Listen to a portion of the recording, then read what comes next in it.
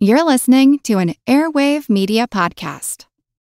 What's something you learned in history class that you feel like wasn't the whole truth? Better yet, what's something you didn't learn at all that was omitted completely? That's what I like to call redacted history. My name is Andre White, the host of the Redacted History Podcast, the place where history's forgotten events, heroes, and villains get their story told, one episode at a time. The Redacted History Podcast. Real history never dies. Stream the Redacted History Podcast on Apple Podcasts, Spotify, or wherever else you get your podcasts.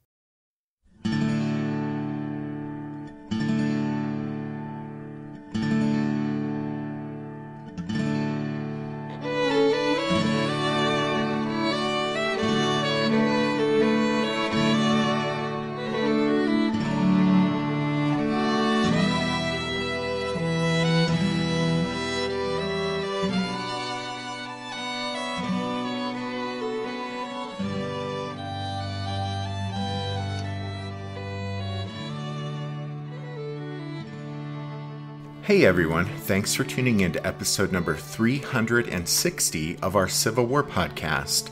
I'm Rich. And I'm Tracy. Hello y'all, welcome to the podcast.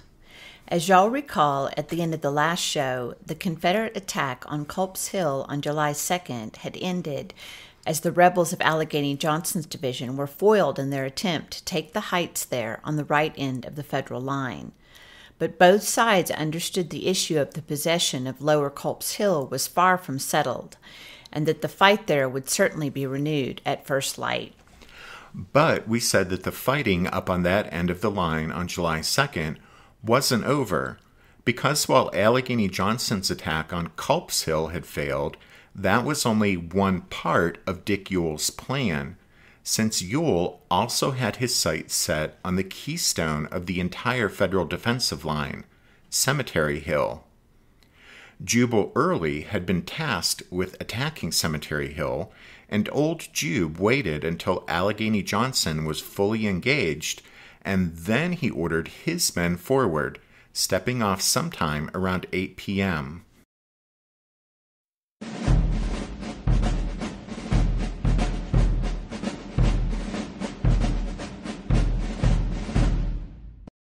Like Allegheny Johnson, Jubal Early also went into the fighting on July 2nd, minus one of his 4 brigades. To keep an eye eastward and to protect his left, Early had kept Extra Billy Smith's brigade in place out on the York Pike, east of town. Then John Gordon's Georgia Brigade was moved up closer to the front, but was held back as a supporting force, ready to exploit any opportunity that might be gained by Early's remaining 2 brigades, which were slated to lead the twilight assault on Cemetery Hill, a total of some 2,400 men under Brigadier General Harry Hayes and Colonel Isaac Avery. The orders to advance came as a welcome relief to many of Hayes's and Avery's men. As Major John Beale of the 21st North Carolina later explained, quote, "After lying all day under a July sun, suffering from intense heat, and continually annoyed by the enemy's sharpshooters from the heights, from sheer desperation we hailed with delight the order to again meet the veteran foe." When Early ordered the 2 brigades forward, Hayes' famed and ferocious Louisiana Tigers moved out on the right, while Avery's North Carolinians were on the left. As soon as the rebels started forward, Cemetery Hill erupted with Federal cannon fire. One Yankee said it was, quote, as if a volcano had been let loose. At least 15 Union guns on Cemetery Hill hurled shot and shell at the advancing Confederate lines. So, too, did the 6 Napoleons of Captain Greenleaf Stevens' 5th Maine Battery, posted on McKnight's Knoll, also known as Stevens Knoll, which rose up from the saddle of ground between Cemetery Hill and Culp's Hill. The Yankee artillery fire was awful, but the advancing rebels pressed on, quickly closing the gaps torn in their lines while continuing to bear down on the hill ahead. Early's plan was to strike both the northeastern and eastern slopes of Cemetery Hill, so while the 2 regiments on the right of Hayes' line, the 5th and 6th Louisiana, advanced straight ahead from their positions along Weinbrenner's Run on the southeastern outskirts of Gettysburg, Hay's other 3 regiments, the 9th, 7th, and 8th Louisiana, pivoted in a southwesterly fashion, wrapping around the curve of the hill. Then, in order to strike the hill's eastern slopes, Avery's brigade was forced to execute a broad, sweeping right-wheel maneuver so that the men would be advancing south to west, all the while exposed to a hurricane of enemy artillery fire. The North Carolinians had a lot of ground to cover, and it was, said the 57th North Carolina's Colonel A.C. Godwin, a combat maneuver that, quote, none but the steadiest veterans could have executed under the circumstances. But executed the Tar Heels did, in textbook fashion. However, the change in direction of their advance now exposed their left flank to the gunners of the 5th Maine Battery on Stevens Knoll, who now loaded their pieces with deadly canister. The results were lethal, with Godwin's 57th North Carolina on the left of Avery's line, cut to shreds by the Yankee artillery fire.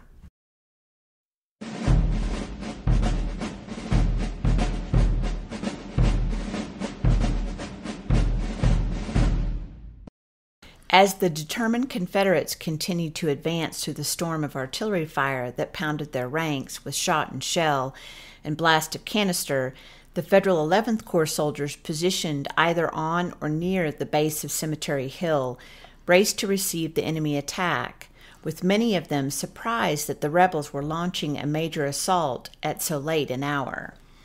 Those Federal soldiers belonged to a shattered and shaken formation. As you guys will recall, the previous day, the first day of the Battle of Gettysburg, the 11th Corps had suffered frightful casualties north of town, and now what was left of its 3 divisions were spread out across Cemetery Hill. Howard had kept back Orland Smith's brigade as a rallying force on Cemetery Hill, so it had been unbloodied on July 1st. But it had spent much of the second day of the battle on the skirmish line, trading shots with Rhodes' Confederates in and on the outskirts of town. Smith's Federals, along with the broken fragments of Coster's brigade, occupied West Cemetery Hill. To their right and rear, and occupying the crest of the hilltop, were the remnants of Schurz's division, a total of perhaps 1,500 men in the 2 brigades of Krzyzanowski and Schimmelpfennig. Although remember, at this point, Schimmelpfennig was presumed either dead or captured, when in reality he was hiding behind the Garlack's woodshed on Baltimore Street. So on July 2nd, the brigade was commanded by Colonel George von Omsberg. Schurz's line extended northeasterly toward the Baltimore Pike. On the other side of that critical roadway, occupying East Cemetery Hill, were the soldiers of the 11th Corps' final division, led by 28-year-old Brigadier General Adelbert Ames, an 1861 graduate of West Point who had the previous day assumed command of Francis Barlow's division, or at least what was left of it, after Barlow was wounded and captured in the fighting north of town. Just over 1,100 men were still left in the ranks of Ames' 2 brigades on July 2nd. The 25th Ohio had been so roughly handled the previous day that the entire regiment numbered just 60 men on July 2nd. The losses in Colonel Leopold von Gilsa's brigade were so heavy that when the survivors of his 4 regiments rallied on Cemetery Hill late on the afternoon of the 1st, one of his officers told him, "You can now command your brigade easily with the voice, my dear Colonel.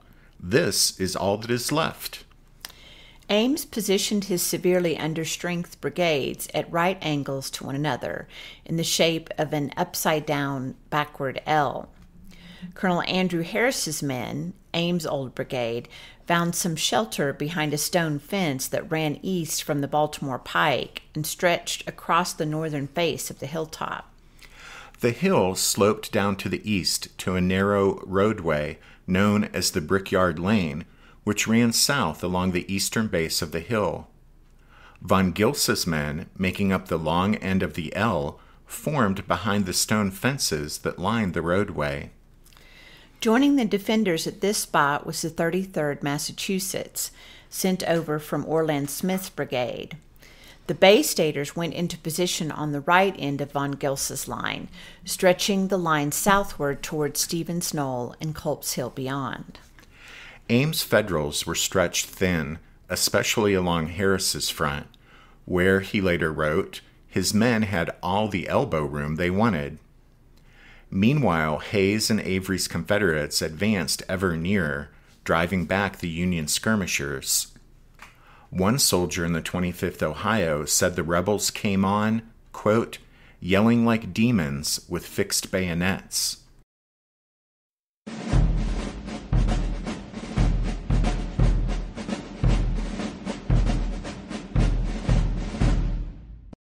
The Confederates had suffered considerably from the Federal artillery fire during their advance toward Cemetery Hill, Avery's North Carolinians especially.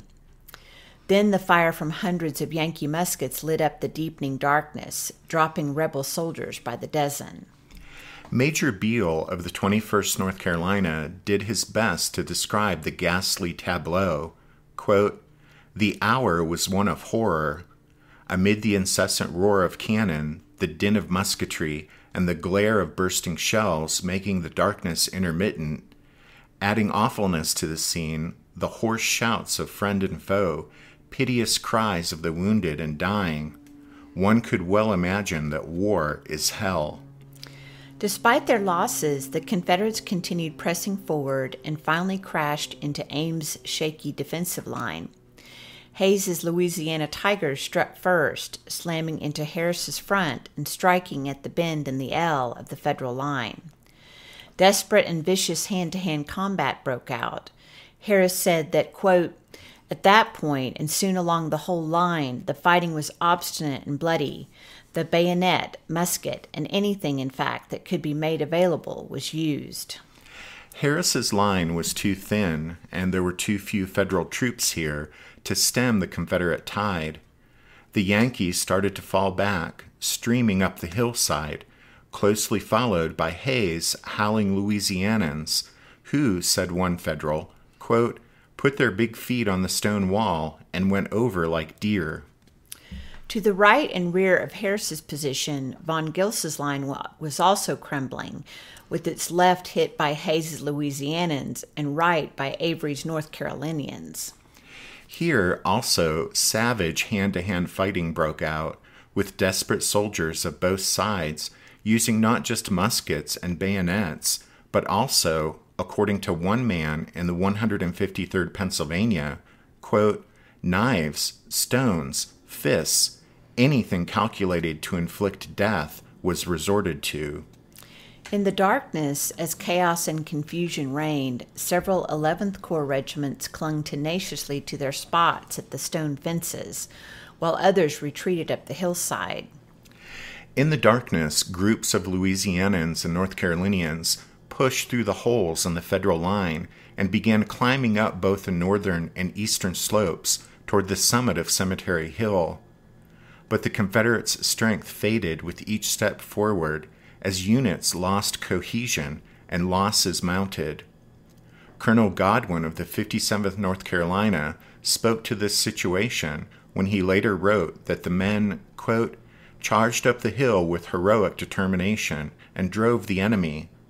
In this charge, the command had become much separated, and in the darkness, it was now found impossible to concentrate more than 40 or 50 men at any point for further advance.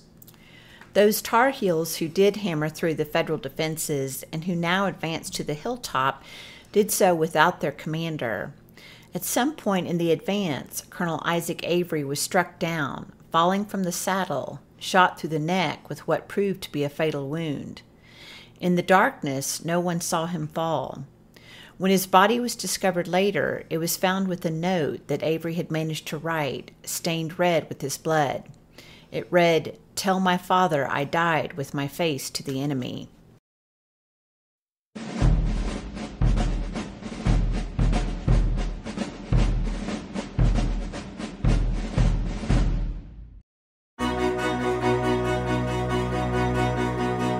History never says goodbye. It just says, see you later. Edward Galeano was right when he said that. Events keep happening over and over again in some form. And that's the reason I produced the podcast, My History Can Beat Up Your Politics. What is it? We take stories of history and apply them to the events of today to help you, perhaps, understand them better. We are also part of Airwave Media Network. I've been doing the program since 2006. That's a long time, and the show has a long name. My History Can Beat Up Your Politics. Find me wherever you get podcasts.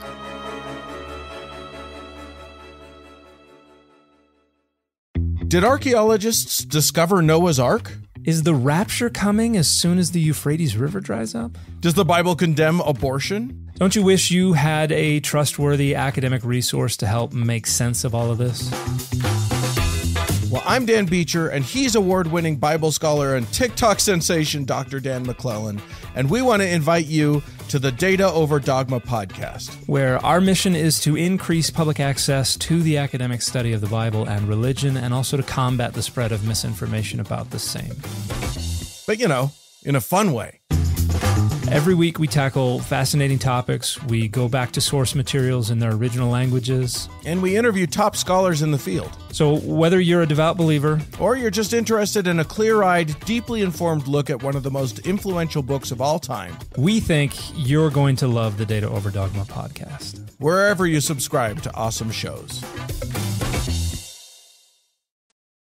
In the moonlight, and in shadows lit by the rapid and frequent discharge of muskets and cannon, wild and confusing scenes played out atop Cemetery Hill as desperate men, caught up in a furious life and death struggle, grappled with the enemy.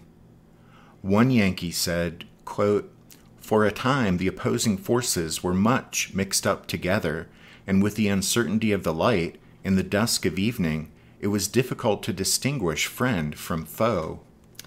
Groups of panting Louisianans and North Carolinians rushed forward toward the line of federal cannon that crowned the hilltop. The powder-stained, sweating gunners of Captain Michael Weidrich's Battery I, 1st New York Light Artillery, and Captain R. Bruce Ricketts' Batteries F and G, 1st Pennsylvania Light Artillery, were able to fire off a few last rounds of canister before being overrun. More hand-to-hand fighting broke out as the Federals stood by their pieces, battling it out, Ricketts said, quote, "with pistols, handspikes, and rammers." Determined groups of Confederates from both Hayes and Avery's brigades had made it to the very top of Cemetery Hill, where in the darkness they battled to hang on to their tenuous foothold there. Even as they engaged in ferocious close-quarters combat with the Federal infantry and artillerymen on the hilltop, the rebels looked back down the slopes they had just come up, hoping to see reinforcements heading their way. Jubal Early also looked for support, expecting every minute to hear fellow division commander Robert Rhodes' attack unfolding on the opposite side of Cemetery Hill, but an attack on the hilltop by Rhodes' division never happened. Dick Ewell had ordered Rhodes to, quote, "cooperate with the attacking force as soon as an opportunity of doing so with good effect was offered," end quote. However, Rhodes waited until after Early's attack kicked off before starting to extract his own troops from Gettysburg, apparently misgauging or underestimating the time it would take to sidestep them south before wheeling left to face Cemetery Hill. That meant that by the time Rhodes' men were in position, Early's attack on the hilltop had already run out of steam. Rhodes had also expected that Dorsey Pender's division from A.P. Hill's corps would form up to his right and support his attack on Cemetery Hill, but Pender had been struck down by a shell fragment that afternoon and mortally wounded, as it turned out, and it seems no one had made any preparations for his division to take part in an assault on Cemetery Hill that evening. So there wouldn't be any troops on Rhodes' right to support his attack. Because he was late getting into position, and because Pender's division wasn't going to support his attack, Rhodes called off his part of the assault on Cemetery Hill. Rhodes and his subordinates thought the Federal position on the hilltop to their front was much too strong, and with the lateness of the hour, any advance would have resulted, in Rhodes' words, quote, in a useless sacrifice of life. For his part, Jubal Early would also use the same justification for not sending John Gordon's brigade into the fight. Early would write that with Rhodes' division not attacking on his right, sending Gordon's Georgians into the fight would have been, quote, a useless sacrifice of life. And so, with their numbers rapidly dwindling, Hayes' Louisianians and Avery's North Carolinians were left alone up on Cemetery Hill, fighting for their lives in the darkness, as a wave of new troops in blue rushed into the hellish cauldron of combat on East Cemetery Hill.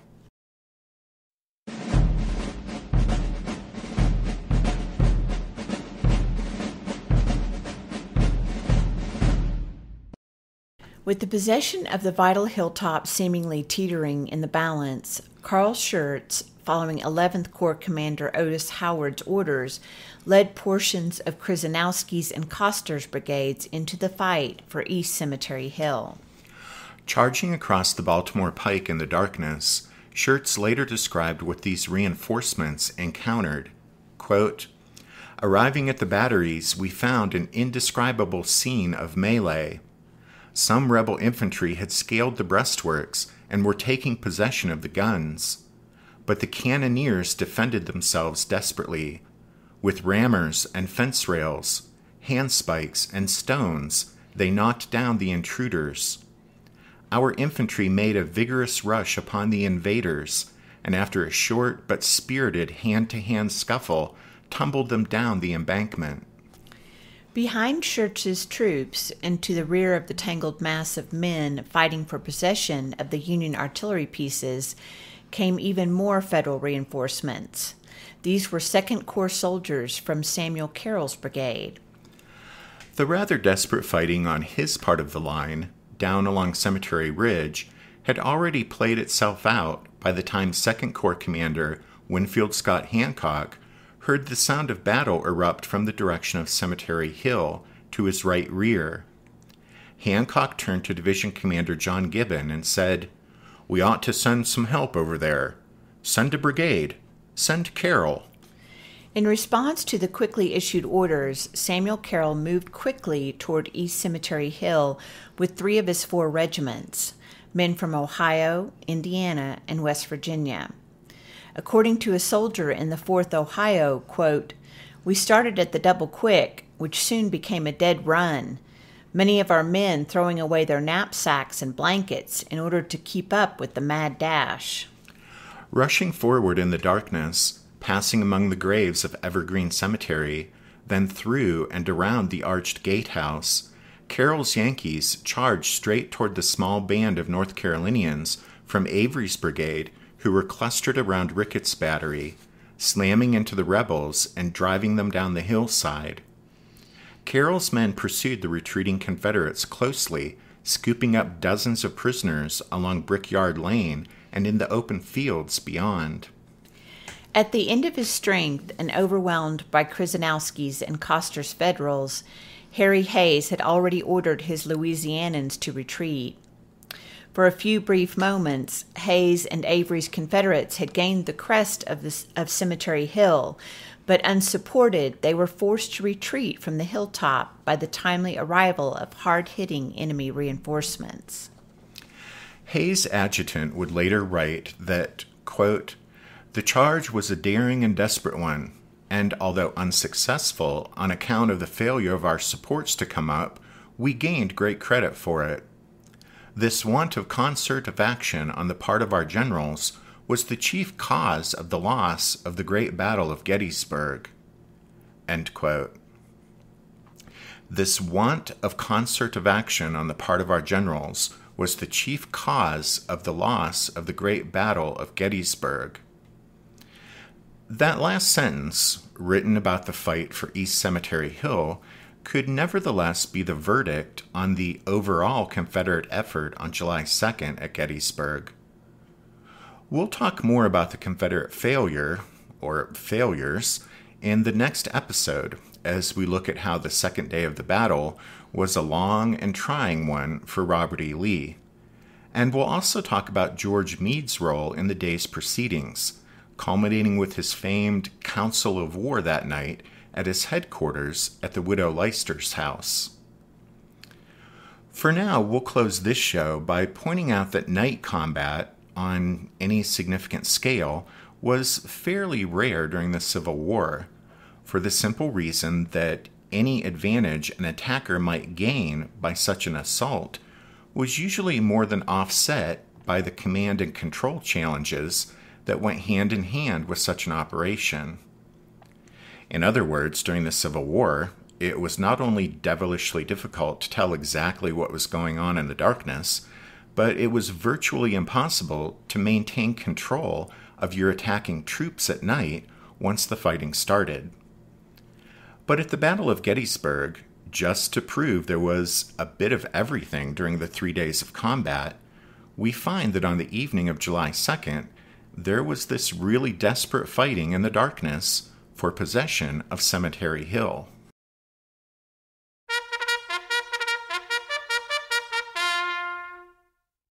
That means it's time for this episode's book recommendation. And this will actually be a 2-for-1, since John M. Archer has 2 small books covering the fighting we've talked about in the last show and this one. Exactly. Those 2 books are Culp's Hill at Gettysburg, The Mountain Trembled, and East Cemetery Hill at Gettysburg, The Hour Was One of Horror, both by John M. Archer. Don't forget you can find all of our book recommendations if you head over to the podcast website, which is www.civilwarpodcast.org. Thanks to everyone for the recent donations and to those who have signed up for the Strawfoot Brigade. Sorry we haven't been putting out new members material as often as we would like, but both of our day jobs have been kicking our butts lately, and we haven't had much gas left in the tank lately for the podcast. Hopefully things are settling down on that front, though, and we can get back in the swing of things here with the show. Hopefully. Right. Thanks, y'all, for listening to this episode of the Civil War, 1861 to 1865, a history podcast. Rich and I do hope that you join us again next time when we'll continue with the story of the Battle of Gettysburg. But until then, take care. Thanks, everyone. Bye.